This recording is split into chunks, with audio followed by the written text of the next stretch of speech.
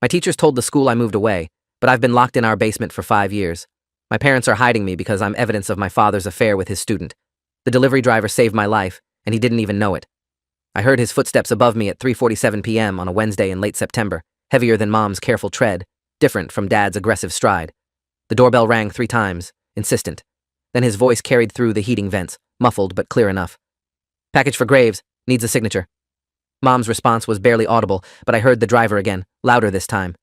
"Ma'am, I can hear someone downstairs. You sure everything's okay?" That's when I started screaming. 5 years of silence shattered in one desperate moment, my voice cracking from disuse as I hammered against the steel door Dad had installed. The driver called 911 before Mom could close the front door. I know because I heard her begging him not to, heard the panic in her voice as she tried to explain away the sounds. "Just the television, the basement TV, we keep it loud." But he didn't leave. Smart man. He stayed on that porch until the police arrived. My name is Ethan Graves, and I was 13 years old when my parents locked me in our basement. I'm 18 now, though I stopped counting birthdays after the second year. The basement became my entire world, a converted space with concrete walls, a bathroom Dad had roughed in himself, and a mini fridge he restocked every Sunday night while I slept. He'd slip in at 2 a.m., leave groceries, take out trash, and vanish before I woke. We never spoke. Mom communicated through notes slid under the door, instructions about keeping quiet, promises that it was temporary, that they were protecting me from something worse. I believed her for the first year. By year 2, I understood the truth. They weren't protecting me, they were hiding me. I was evidence of Dad's crime, and as long as I stayed invisible, his career survived. Before the basement, my life was aggressively normal. I went to Riverside Middle School, played soccer on weekends, had friends who came over to play video games in our finished basement, the very space that would become my prison.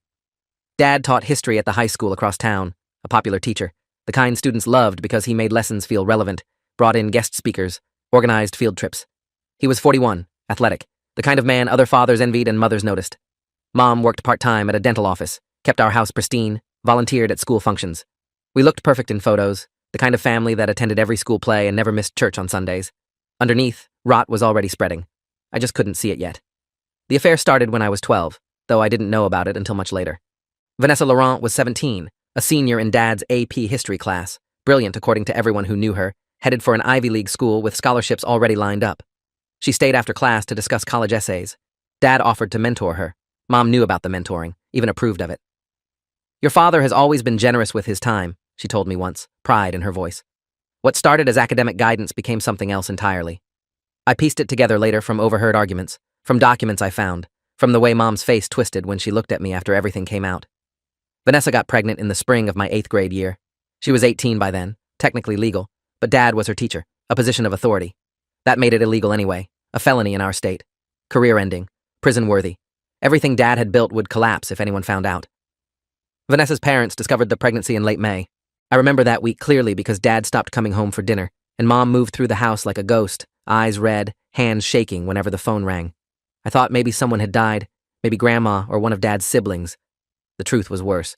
Vanessa's parents wanted Dad arrested, wanted him registered as a sex offender, wanted his teaching license revoked and his name destroyed.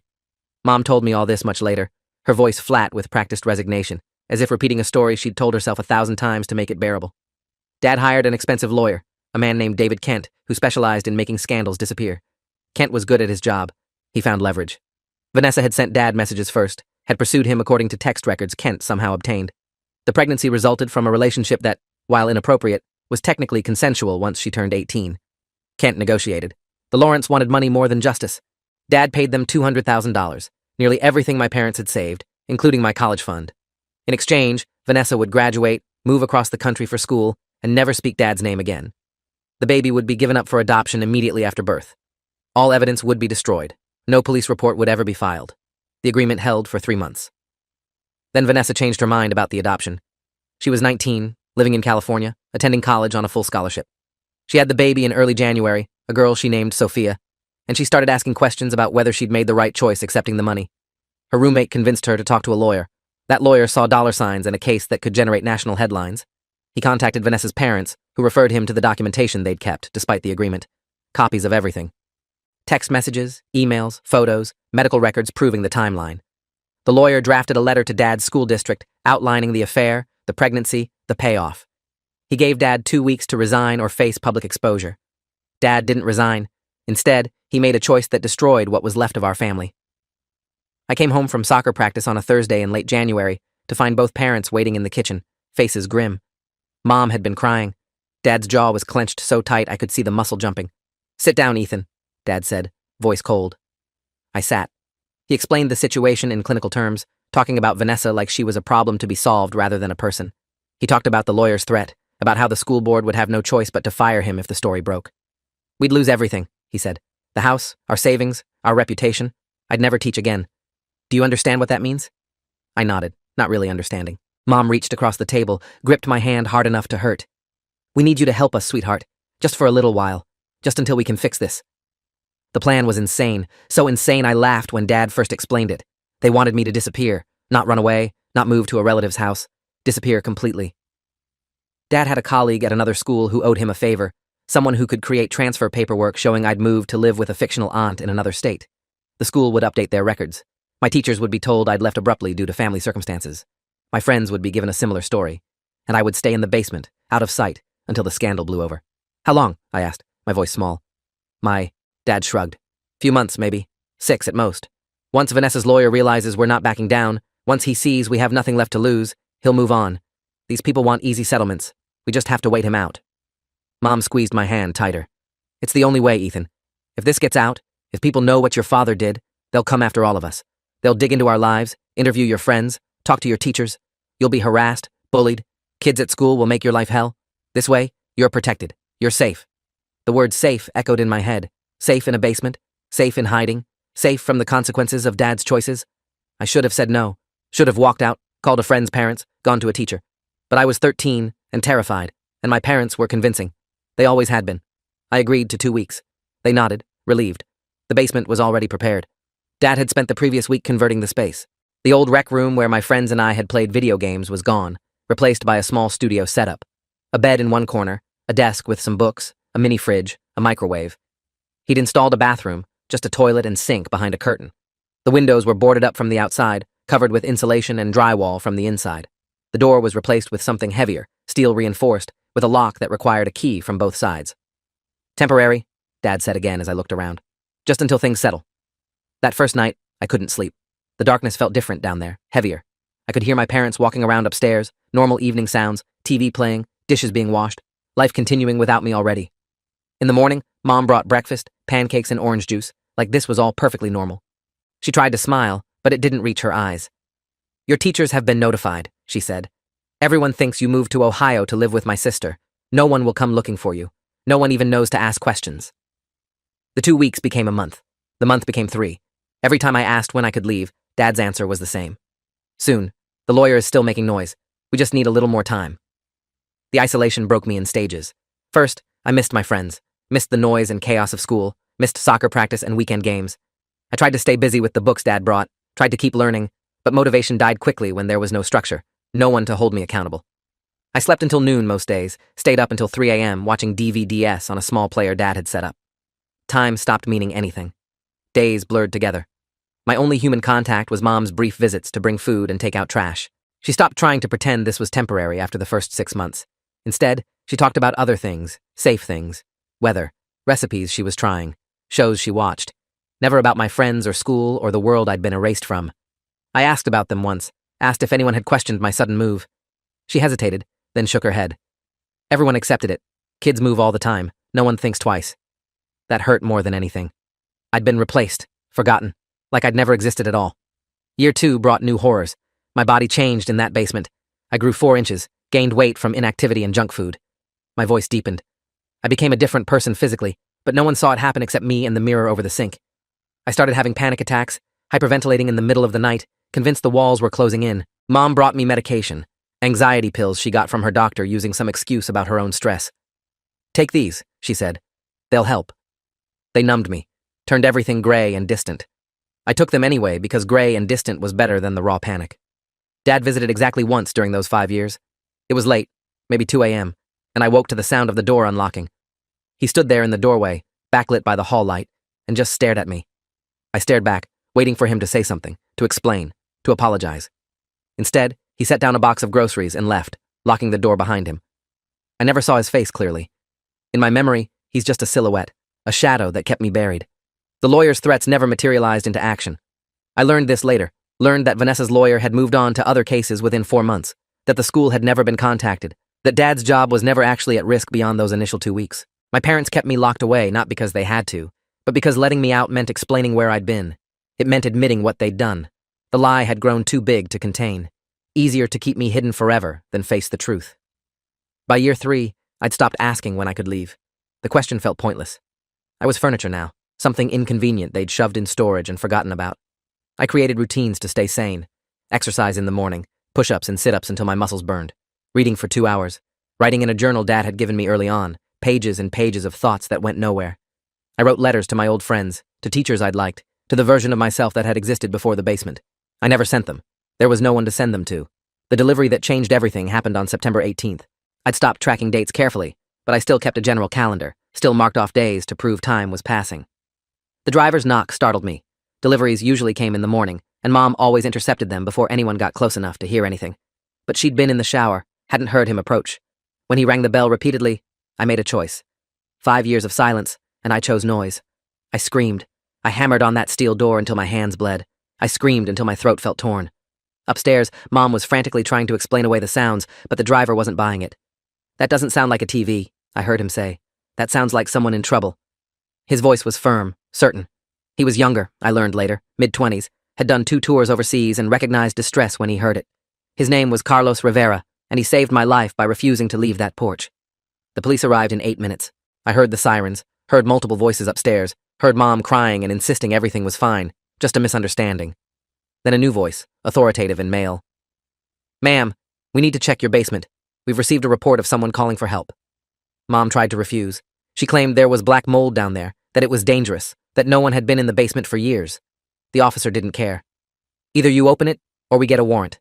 Your choice." I heard fumbling with keys, heard the lock turning, and then light flooded in, real light, not the dim bulb I'd lived under. 2 officers stood in the doorway, hands on their weapons, staring at me like I was a ghost.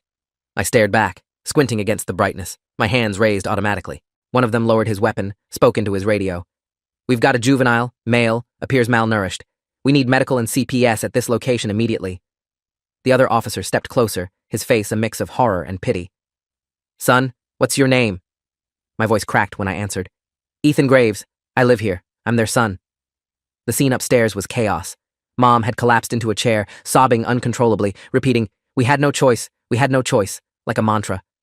Dad wasn't home yet, wouldn't be for another hour. The officers separated me from Mom, walked me outside into sunlight I hadn't seen in 5 years.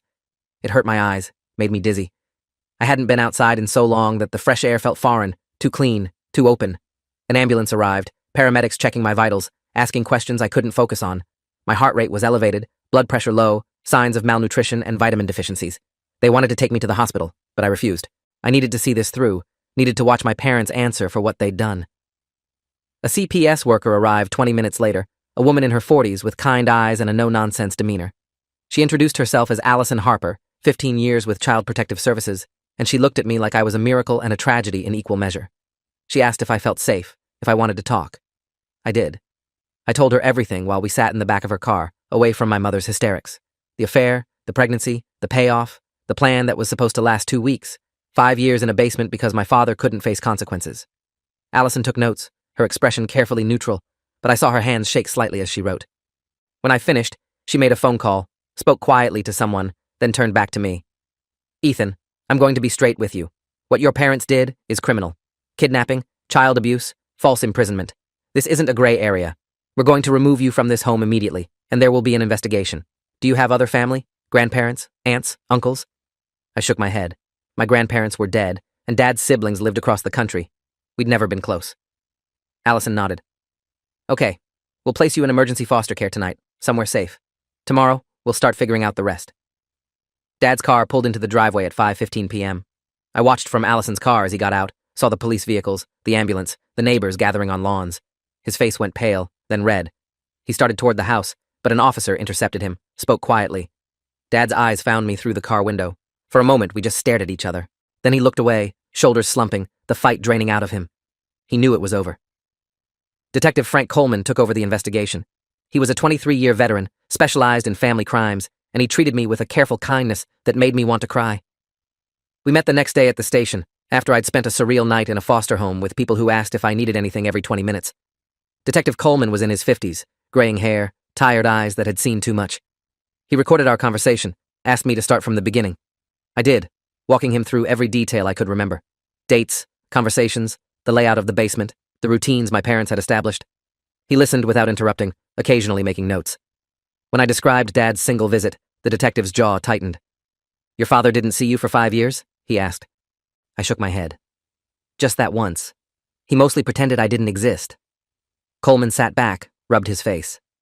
"Ethan, I've worked hundreds of cases. This is one of the worst. I want you to know that we're going to pursue every possible charge. Your parents will be held accountable." The charges came within 48 hours. Richard Graves and Diana Graves were arrested and charged with kidnapping, child endangerment, false imprisonment, and conspiracy. The prosecution added charges related to falsifying school records and fraud. Bail was set at $500,000 each. They couldn't pay it. Dad's lawyer, the same David Kent who'd helped cover up the affair, refused to represent him this time. "I don't do criminal defense," he said, "and even if I did, I wouldn't touch this." The story broke locally first, then spread. "Teacher held son captive for 5 years to hide affair," the headline read. My school photo from 8th grade ran next to a current photo taken at the hospital. The difference was shocking even to me. I looked hollowed out, older, like something vital had been carved away. The media frenzy was intense. Reporters camped outside the house, outside the jail, outside the courthouse. Riverside School District issued a statement condemning Dad, confirming he'd been placed on administrative leave years ago for unrelated reasons they couldn't disclose. That was a lie. He'd still been teaching. The district was covering itself, pretending it had known something was wrong. Vanessa Laurent gave an interview from California, tears streaming down her face as she described the affair, the pregnancy, the payoff.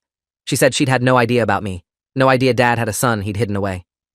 "If I'd known," she said, "I would have called police immediately. No child deserves that." The foster home was temporary, a way station while CPS figured out permanent placement. The family was nice enough, an older couple whose own kids had grown. They gave me space, didn't push me to talk, let me exist quietly in their guest room. But I couldn't settle. 5 years in a basement had rewired something in me. Open spaces felt wrong. Silence felt threatening. I slept with lights on, woke up panicking when I couldn't immediately see all 4 walls. A therapist came to see me twice a week, a man named Dr. Raymond Moss who specialized in trauma.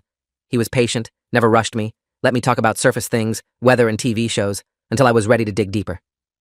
"What you experienced is complex trauma," he explained during our 3rd session. "Your parents, the people who should have protected you, became your captors. That breaks something fundamental in how you see the world. It'll take time to rebuild that trust." I asked how much time. He smiled sadly. "However long it takes. There's no timeline for healing." The trial was scheduled for early December, but my parents' lawyer, a public defender named Grace Newberg, pushed for a plea deal. The evidence was overwhelming. My testimony, the basement itself, school records showing my fabricated transfer, medical reports documenting malnutrition and psychological damage. There was no defense that wouldn't make things worse. Mom agreed to testify against Dad in exchange for a reduced sentence. I wasn't surprised. She'd always been weak, had always chosen the path of least resistance.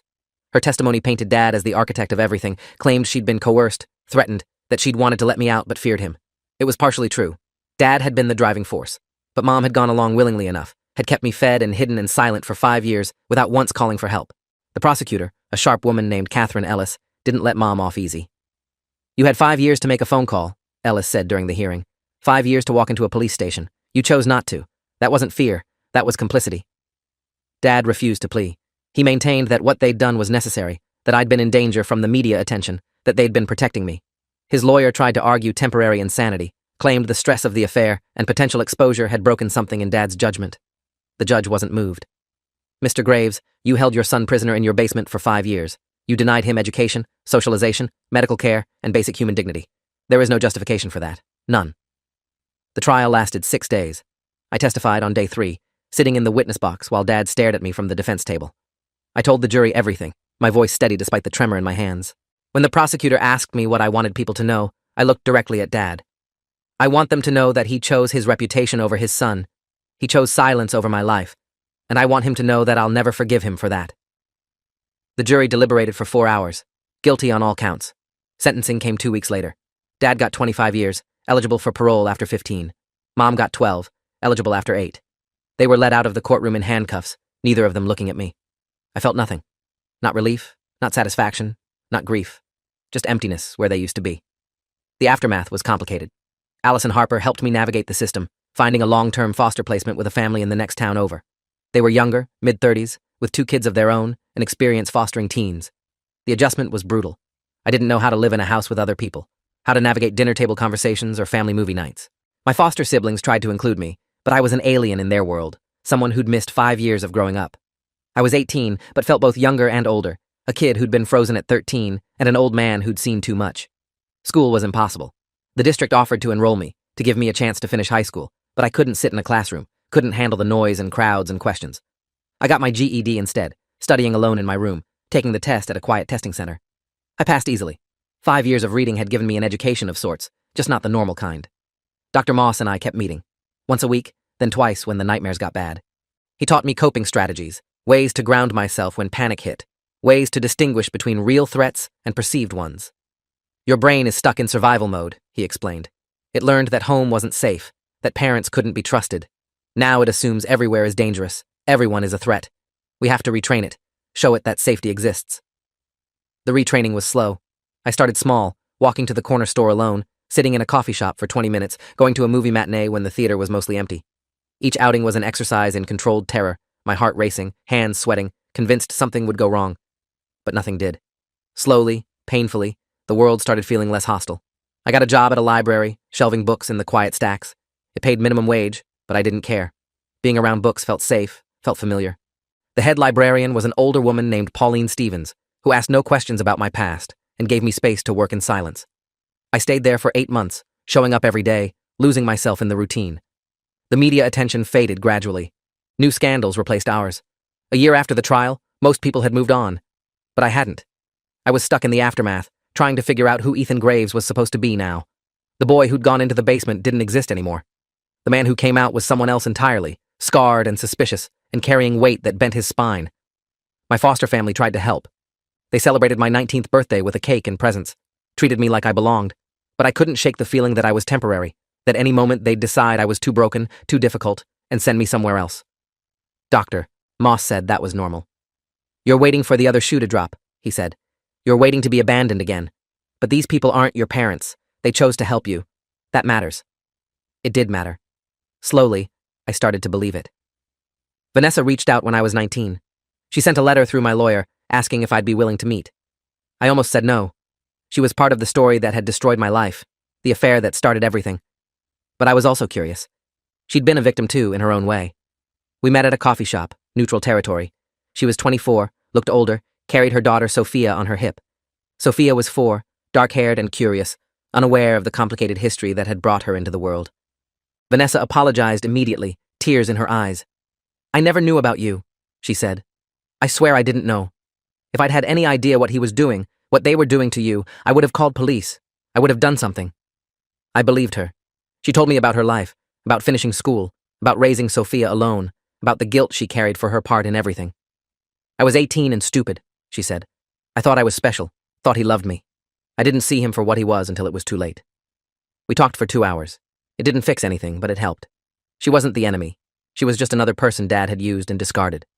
I'm 21 now, 3 years out of the basement, and I'm still learning how to exist in the world. I live in my own apartment, a small studio I can afford with my job at the library and disability payments from a lawsuit settlement. The settlement came from a civil suit against my parents, a judgment for damages that I'll probably never collect since they have nothing left. But it's the principle. Legal acknowledgement that what they did was wrong, that I'm owed something for the years they stole. I still see Dr. Moss monthly. The nightmares are less frequent now, the panic attacks manageable. I've started taking classes at community college, not sure what I'm studying, just taking things that interest me. History, ironically. Literature. Psychology. I'm learning who I am in pieces, discovering interests and opinions I never got to develop. Some days are good. Some days I can't get out of bed, can't shake the feeling that the walls are closing in even though I'm in an open room. I'm dating someone, a quiet guy I met at the library who knows my story and doesn't treat me like I'm broken. We move slow, and he doesn't push. That's enough. Dad writes me from prison sometimes. I don't read the letters. I burn them unopened, watching the paper curl and blacken, smoke rising like prayers to a God I don't believe in anymore. Mom writes too, less frequently. Her letters I sometimes open, reading sentences that beg for forgiveness, that try to explain the unexplainable. She'll be eligible for parole in 5 years. She wants to rebuild a relationship when she gets out. I don't know if I'll let her. The anger is still there, buried under scar tissue and therapy techniques, but still there. Maybe it'll fade with time. Maybe it won't. I'm learning that I don't have to decide everything right now, don't have to have all the answers.